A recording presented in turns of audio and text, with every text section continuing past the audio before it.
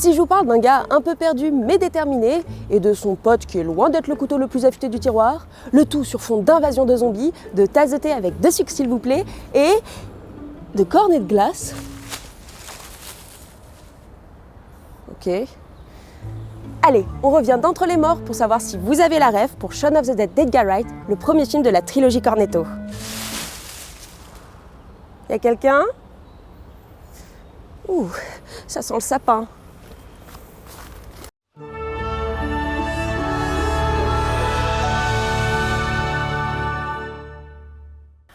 Franchement, comment on en vient à se dire hey, si je faisais un film de zombies, mais sans dire que c'est des zombies, qui se passent quasi intégralement de jour, menés par une bande de bras cassés ronds comme des pelles, et avec des références à tire-larigot?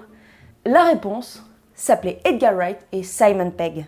Dans Shaun of the Dead, sorti en 2004, Shaun a une vie tout à fait banale.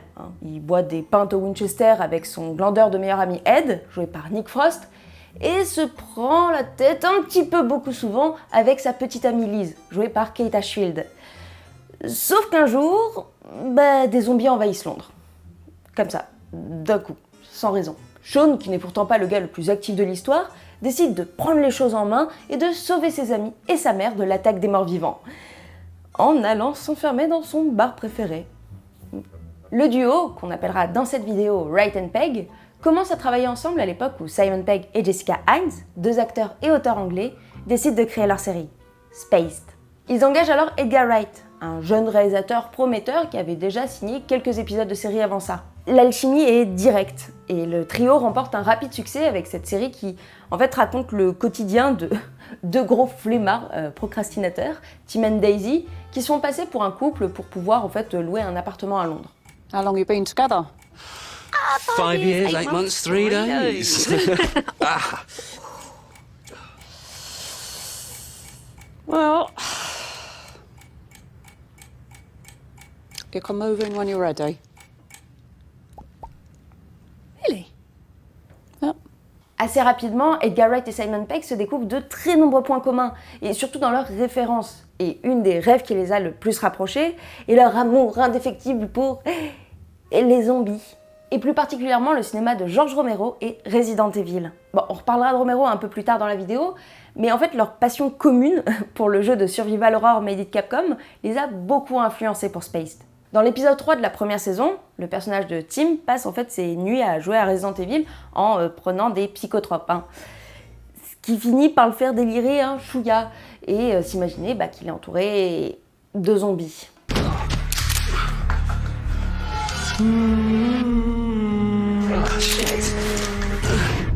Hiya. Don't sneak up on me like that. Want a cup of tea? Yes. Ce qui est assez drôle, c'est qu'en fait, Edgar Wright s'était inspiré d'une chose qu'il avait vécue lui-même en fait après avoir passé toute une nuit à jouer à Resident Evil 2 et aux premières lueurs du matin. Le gars était tellement à l'ouest que l'apocalypse aurait pu avoir eu lieu, il s'en serait même pas rendu compte, le bougre. Cette idée a donc fait son petit bonhomme de chemin dans l'esprit de Wright and Pegg, qui ont eu envie de la développer et d'en faire un film. Mais ils décidèrent de s'imposer une contrainte. Que leur film de zombies se passe un dimanche après-midi, de gueule de bois, après une longue nuit à se la coller bien comme il faut. Pas étonnant au final, quand on connaît le créateur de cette trilogie Cornetto. Mais alors tiens, justement, ça, d'où ça vient? Parce que, bon, pour ceux qui savent pas, Shaun of the Dead est le premier film d'une saga, donc nommée Trilogie Cornetto, qui compte également Hot Fuzz sorti en 2007 et Le Dernier Pub avant la fin du monde en 2013. Le point commun en fait de ce triptyque est de reprendre différents genres cinématographiques en les parodiant et en y faisant jouer aussi plusieurs acteurs récurrents. Mais en fait, pourquoi Trilogie Cornetto? En fait, ça rejoint un peu cette idée de film d'horreur en pleine journée après une gueule de bois. Edgar Wright raconte qu'un jour qu'il était en GDB de l'enfer, il a mangé une glace Cornetto et il s'est dit que ce serait drôle en fait que le personnage de Ed fasse la même chose après une bonne nuit de picole. Personnellement, je ne sais pas si ça fonctionne, mais si c'est le cas, au moins vous aurez appris une chose utile dans cette vidéo. Cadeau. Dans Shaun of the Dead, on peut donc voir Shaun acheter un cornetto rouge qui représente le sang et les zombies. Dans Hot Fuzz, le cornetto est bleu, comme l'uniforme des policiers. Et enfin, dans Le Dernier Pub, la glace est à la menthe, pour représenter en fait le vert des extraterrestres. Ah, et cette déclinaison en 3 saveurs, nommé en anglais Three Flavors Cornetto Trilogy, n'est pas non plus sans rappeler un autre triptyque, celle des 3 couleurs, ou Three Colors Trilogy de, attention à ce que je vais bien le dire, Krzysztof Kieślowski, sorti entre 1993 et 1994. Perso, un gars qui pioche dans ses rêves et dans de la bouffe pour nommer sa trilogie, moi je suis fan. Je suis fan. Pour revenir à Spaced, on retrouve de nombreux clins d'œil à la série dans Shaun of the Dead. Nick Frost interprétait déjà le meilleur ami de Tim dans la série. Et en fait avec un rôle tellement similaire qu'ils ont également réutilisé une réplique qui, je trouve, caractérise super bien leur jolie relation. Oh, hi Mike. Yeah, it's here. I'm just getting with your boyfriend. He's not my boyfriend. Hi, babe. Well, I wasn't the one who was blowing our cover by having a tiff with my boyfriend. He's not my boyfriend. Might be a bit warm, the cooler's off. Thanks, babe. D'autres acteurs de la série jouent dans le film, comme Jessica Hines, créditée ici Stevenson, qui interprète Yvonne, l'amie d'enfance de Sean, ou encore Peter Serafinowicz, qui joue donc le coloc de Sean et qui a interprété la némésis de Tim dans la série. Alors? Oui, tu vas apparaître dans la vidéo? Bah oui, je comprends. T'es une star? Effet tout aussi amusant, de nombreux zombies de Shaun of the Dead font partie du fan club de Spaced, que Edgar Wright a appelé au pied levé pour jouer des morts vivants lors de scènes de figuration. Comme quoi, hein, du petit au grand écran, il n'y a parfois qu'un pas de zombies, avec de la bave qui coule là. Ah, je vous parlais plutôt des points communs entre Simon Pegg et Edgar Wright, et donc parmi ceux-là, il y a leur amour pour le cinéma de George Romero. En fait, on peut voir Shaun of the Dead comme une sorte de lettre d'amour au film du maître des zombies. Son grand classique, La Nuit des Morts Vivants, sorti en 1968, a été une immense inspiration pour Edgar Wright. Ce film pionnier du genre zombiesque, comme on le connaît aujourd'hui, montre comment plusieurs personnes tentent d'échapper à une attaque de revenants cannibales en se barricadant dans une maison. Et donc de nombreux éléments ont été repris dans le film de Wright and Pegg pour rendre hommage à leur maître. Déjà, la cause de tout ce foutoir. On apprend dans le film de Romero que cela serait dû en fait à un satellite qui émanait d'étranges radiations. Eh bien, lorsque Sean se rend au magasin le matin pour acheter son fameux petit cornetto, on peut justement entendre une certaine annonce venant de la radio d'une voiture. So far, all the betting on the answer to that question centers on the recent Explorer satellite shot to Venus. That satellite, you'll recall, started back to Earth, but never got here. That's the space vehicle which orbited Venus and then was purposely destroyed by NASA when scientists discovered it was carrying a mysterious high-level radiation with it.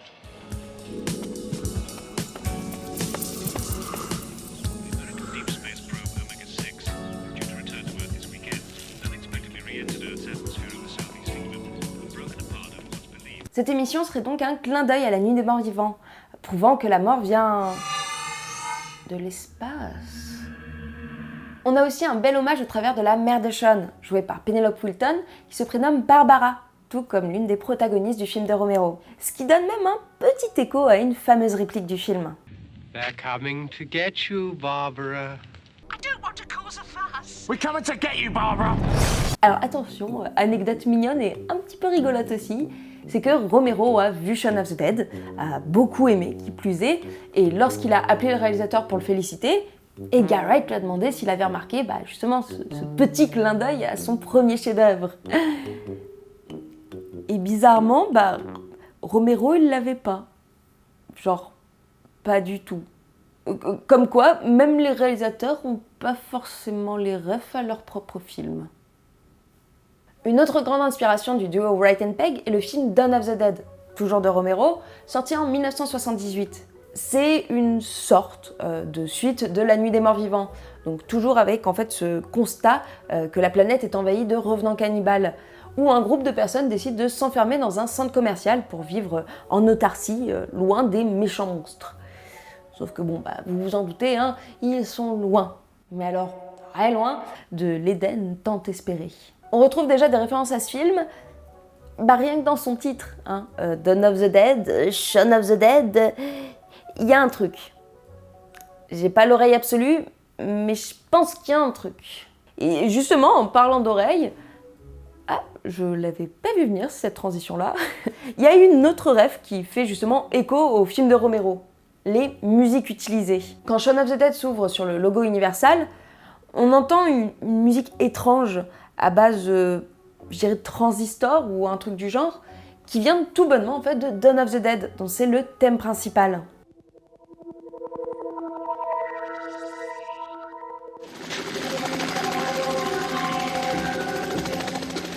Et j'ai même ouï dire, MDR les jeux de mots nuls, désolé pour la transition, que la joyeuse musique de générique de fin des 2 films était, encore une fois, tout simplement la même. Ah, et dernier petit clin d'œil au film de Romero, on peut voir que Sean travaille dans un magasin d'électroménager, nommé Furry Electric. Et ce nom vient tout simplement d'un des acteurs de Dawn of the Dead, Ken Foree, qui joue Peter. En vrai, Romero a tellement kiffé qu'en 2005, il a proposé à Edgar Wright et Simon Pegg de participer à son film Land of the Dead. Et pour jouer quel rôle, me demanderez-vous? Des zombies évidemment. Hein. C'est ce qu'on appelle boucler la boucle. Y a quelqu'un? Je sais que vous êtes là. Montrez-vous. Oh, monsieur toi. Oh allez, viens, je vais te présenter à mes amis. Viens.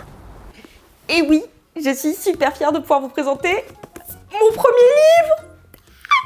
Il est beau, hein? Oui, il est beau. Regardez comme il est beau. Je vais pas vous mentir, c'était un peu en fait un rêve en tant que créatrice de pouvoir justement un jour sortir un livre et surtout de mon format Talaref. Ça fait bientôt 2 ans en fait que je vous fais découvrir les références cinéphiles des réalisateurs et réalisatrices dans ces vidéos et j'avais envie d'aller plus loin. Et donc dans mon livre Talaref, je pars de 40 films bien connus pour vous en faire découvrir plus de 200 au travers donc des références et inspirations que les cinéastes ont puisées dans leur cinéphilie pour les mettre dans leurs films. Bon, évidemment, vous retrouverez des chapitres sur les films que j'ai déjà fait en vidéo, comme Pulp Fiction, Retour vers le futur ou les Harry Potter, mais aussi plein de nouveaux, avec évidemment Shaun of the Dead, mais aussi Matrix, Shining ou même Portrait de la jeune fille en feu.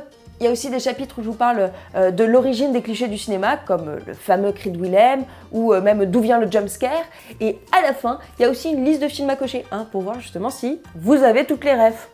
Eh ouais, j'ai adoré travailler sur ce livre. C'est un peu émouvant aussi, même encore aujourd'hui, de l'avoir dans les mains. Et j'espère qu'il vous aidera à développer votre cinéphilie et vous fera agrandir encore votre watchlist qui de toute façon est infinie. Mais bon, on a toujours plein de films à voir et c'est ça qui est génial et c'est un peu le but aussi de ce petit bébé-là.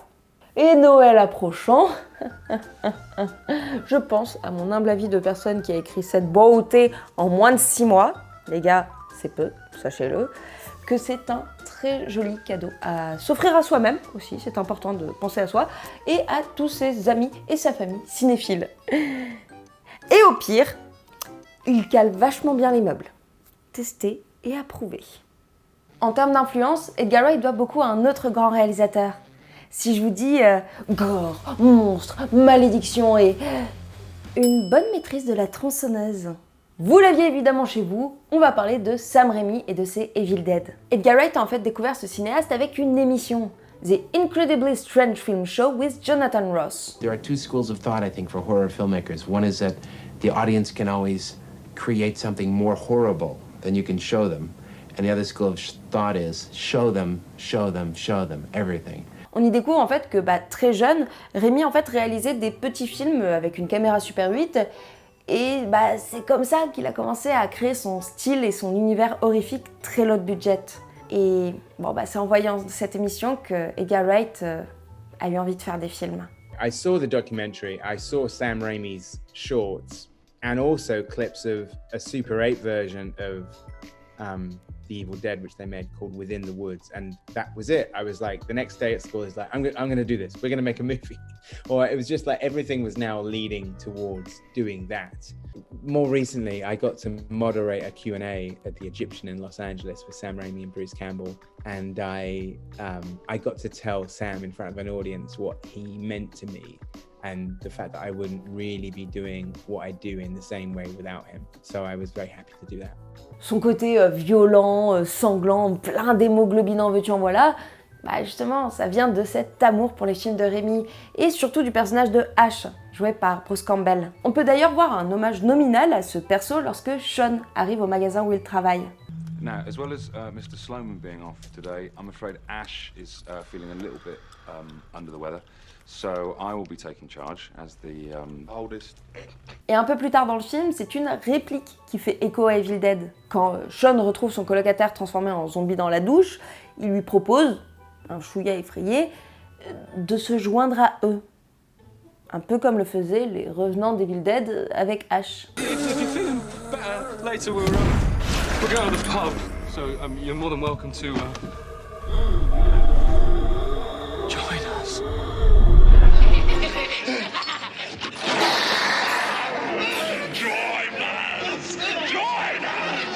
Alors, quand Shaun of the Dead est sorti en 2004, j'avais 10 ans. Ça nous rajeunit pas, ça.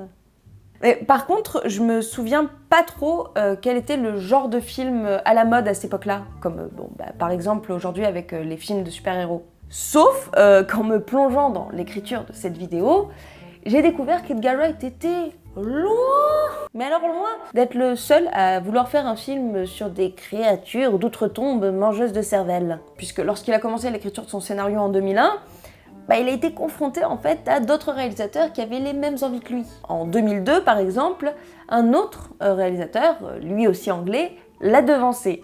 Tu l'as ou pas? Oui, tu l'as. Mais oui, tu l'as, bien sûr, tu l'as, évidemment. Et oui, je parle bien sûr de Danny Boyle avec 28 jours plus tard. Ce qui fait que malheureusement, Edgar Wright et Simon Pegg ont dû un petit peu retarder la production de leur film. Dans 28 jours plus tard, on suit une invasion de monstres à Londres, un peu comme chez Edgar Wright, et comment un groupe de personnes va essayer de s'en sortir. Sauf que la morale est bien différente, et le film pose la question de qui est vraiment le monstre dans l'histoire. Il y a aussi un autre point similaire en fait qu'on retrouve entre le film de Wright et celui de Boyle, et même aussi un petit peu, il me semble, dans le cinéma de George Romero, le terme zombie n'est pas utilisé. Et Shaun of the Dead, justement, l'illustre bien avec ce passage. Any zombies out there? Don't say that. What? That? What? That? The Z word. Don't say it. Why not? Because it's ridiculous. All right. Donc même s'ils en ont en fait l'apparence, la démarche ou même le râle, les monstres du film de Danny Boyle sont avant tout des infectés par le virus de la rage, qui était donc testé en fait dans un labo sur des singes. Et on voit justement cette scène en tout début du film. Et d'ailleurs, Edgar Wright a décidé de faire un petit clin d'œil.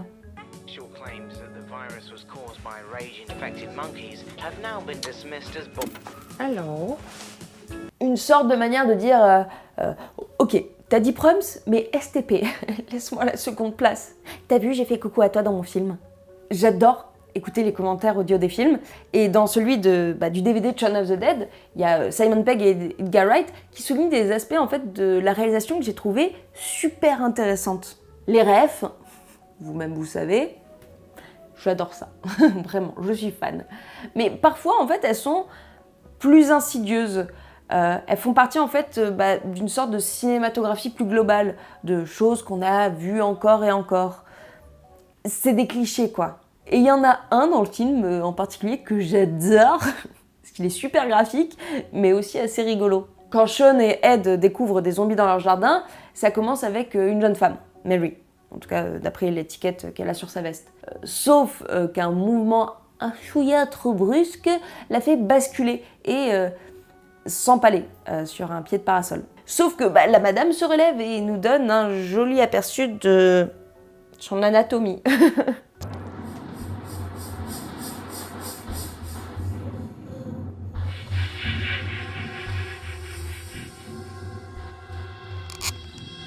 Et en fait, Simon Pegg l'explique dans le commentaire audio, ce plan, c'est pas une rêve directe, mais plus un gimmick, un cliché justement, qu'on a pris l'habitude de voir au cinéma. It's funny actually that I've heard some of the people going on about references in this film which just aren't there, like loads and loads of this is this and this is that. Like they said, the hole in Mary's stomach is a reference to Death Becomes Her. It's not a reference, which is it's just ripped off from it. Well, no, I mean, but it's no more than it is from Quick and the Dead or Terminator 2 or Natural Born Killers. It's just that we wanted to see the extent of Mary's wound, if you'll forgive the slightly disgusting imagery. Est-ce que vous voyez justement d'autres films où on peut voir ce plan de trou béant dans le bidou? Alors vous vous en doutez, hein, le cinéma c'est souvent une aventure de potes. Hein.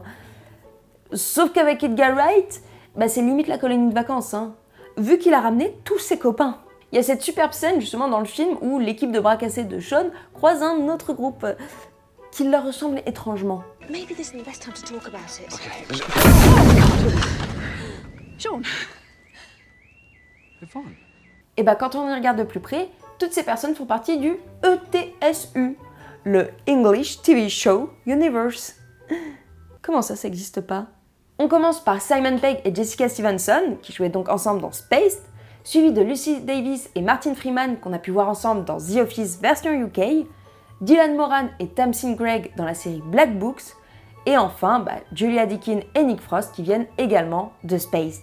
Une petite réunion de famille à la croisée des chemins, on pourrait dire. Hein. En prenant le parti de montrer sa vision comique d'un film de zombies, Edgar Wright a créé le début d'une trilogie devenue carrément culte. Il a donc enchaîné avec Hot Fuzz, puis Le Dernier Pub avant la fin du monde, qui sont évidemment parsemés de petits clins d'œil au premier film, hein. Surtout avec une histoire de clôture. Si vous l'avez chez vous, dites-le moi en commentaire. Par contre, avant de se lancer justement dans ces suites maintenant reconnues, Simon Pegg avait eu une petite idée, hein, celle de faire From Dusk Till Dawn. Reprenons donc en fait le titre original de Une nuit en enfer, From Dusk Till Dawn. Bon, le film ne s'est pas fait, au profit finalement de Hot Fuzz, mais l'idée est restée quand même dans un coin de sa tête. Hein. Si bien qu'en 2018, quand est sorti un certain film d'animation sur un certain homme araignée aux multidimensions, le film a semble-t-il vu le jour et été affiché à Times Square. You see, I was in New York, but things were different. Comme l'explique sur Twitter Rodney Rossman, donc l'un des scénaristes de Spider-Man New Generation, il avait donc en fait l'envie de créer un New York alternatif où Miles Morales serait Spider-Man à la place de Peter Parker qui serait mort. Donc il fallait que tout soit la même chose, tout en étant différent. Comprenez le truc. Et dans sa version de la réalité à lui, Edgar Wright aurait fait From Dusk Till Dawn, comme suite de Shaun of the Dead. Je pense sincèrement qu'on n'aura jamais de toute une cinéphilie pour découvrir les références que Edgar Wright parsème dans ses films. Mais si t'as envie d'en découvrir encore, et même plus sur d'autres films, je vous conseille mon livre T'as la ref, aux éditions hors collection, et ouais, dégaine vite, qui est trouvable à la Fnac, Amazon, Cultura, et dans toutes les meilleures librairies, hein, évidemment. N'hésitez pas à me dire si vous l'avez acheté, parce que, perso, c'est ça mon plus beau cadeau de Noël. C'est de savoir qu'il s'est trouvé des petits copains. En plus, il est beau. La tranche, elle est jolie. Ça fait bien dans une bibliothèque. Merci d'avoir regardé cette vidéo. N'hésitez évidemment pas à t'abonner si ce n'est point encore fait et si cette vidéo t'a plu. Et surtout, pour en louper aucune. Hein. Et on rappelle que juste l'abonnement, c'est le plus gros soutien que vous puissiez nous faire. Parce que c'est preuve que vous aimez notre travail. Et c'est juste énorme. Tu peux aussi me retrouver sur Twitter, Instagram, TikTok et me donner un petit coup de main financier sur Utip aussi, si tu en as les moyens, ça fait toujours plaisir. Et évidemment, hein, tu peux aussi trouver mon livre, T'as la rêve, dans toutes les librairies. Oui, je vais en parler tout le temps maintenant, parce que c'est quand même trop bien, j'ai sorti un livre, c'est trop cool. Et sur ce, je vous dis à très bientôt pour savoir si vous avez la rêve.